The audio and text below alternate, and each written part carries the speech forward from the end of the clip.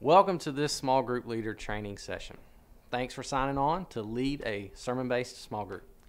Now, we at Community Christian want you to know we really hold you guys in high regard, and we really appreciate you for helping us accomplish the second half of our mission. Because of small group leaders like you, I know that this is going to be a year when our church makes significant strides in growing together to full devotion to Jesus. So let's go ahead and get started. In this session, I'm going to give you some basic guidance on how to conduct a small group meeting, okay? Now, throughout the semester, we're going to be providing you with ongoing training, and you're going to get some support from your team leader, but this here will give you a little bit of what you need to just get started. If you haven't already, go ahead and print out the viewer's guide that goes along with this training session. You can pause the video now and do that if you want to. But you need to fill in the blanks as you watch and hold on to this information sort of for a future reference for you. Now, your team leader will also be getting with you about this information as well. Now, the first thing you need to do to conduct a small group meeting is, well, you have to prepare. Since a small group time will focus on some aspect of the previous Sunday message, it's real important that you hear that message. So if you're ever unable to attend a Sunday service, don't worry. You're always able to go to the church website. It's www.community-christian.net. And then go to the Resources tab and click Resources. And you'll always be able to get the messages, either watch them on video or listen to the audio. Another part of your preparation will be complete the study guide that is related to that week's message. Now, you're going to find this study guide inserted into your Sunday bulletin every week. Now, just like the video or the audio of Sunday's message, this study guide is also going to be available on the resource page of the church website, so you can find that there as well. Now, small group members will also be expected to complete that. They're supposed to bring it with them to the small group meeting. So that guide and the meeting is going to focus on the particular aspects of the message in a way that is a little bit different from the Sunday teaching. Now, once you've completed the study questions, you need to select which ones that you're going to have your group discuss. Now, we're going to intentionally try to supply you with more questions than most of the groups can actually get through. So don't feel obligated that you've got to get through every question or you have to do them in order or anything like that.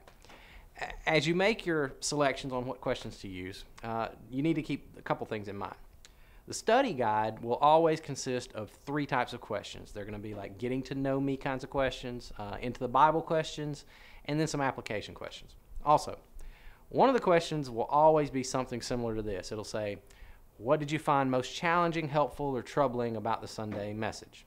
Now, that's designed to allow discussion of anything that isn't already in the study guide. The questions won't be labeled like all of that, but they'll each serve one of those purposes, and they're designed to really help your group overall, relationally and in their spiritual health. So remember that. The last thing is you need to view the DVD lesson that you play within the meeting. Do that before the group starts, actually. This will help you.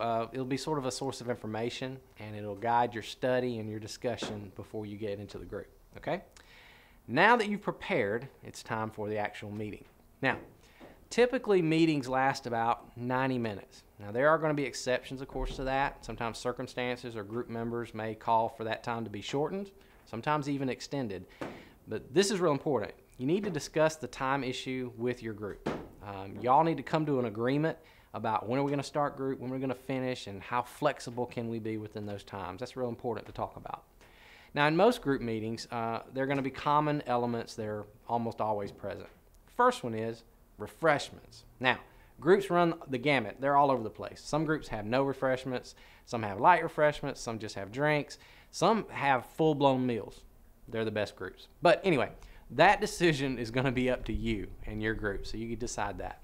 But keep in mind, however, refreshments of some kind are really good to help small talk and help people just sit around and catch up with each other's lives. And they also provide a kind of social comfort during the slow moments sometimes. Now, whether you decide to have refreshments or not, be sure to always create a welcoming environment. You know, people walking into groups sometimes come with all kinds of reservations, so that's real important to do.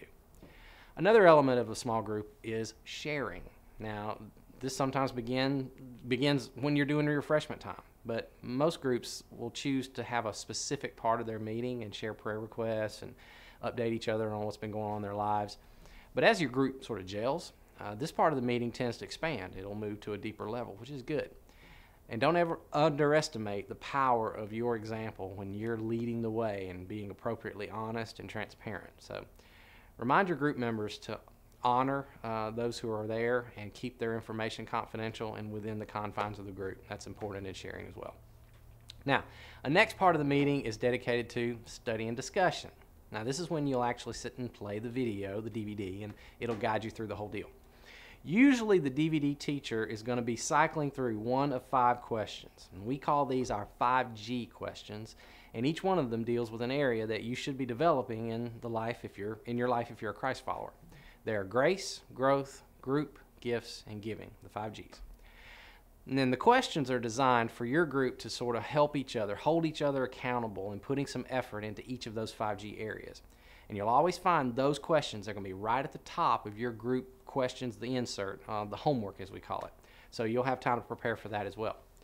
Now, this part of the DVD is going to be will be followed by a brief teaching, and it will be related to the study guide.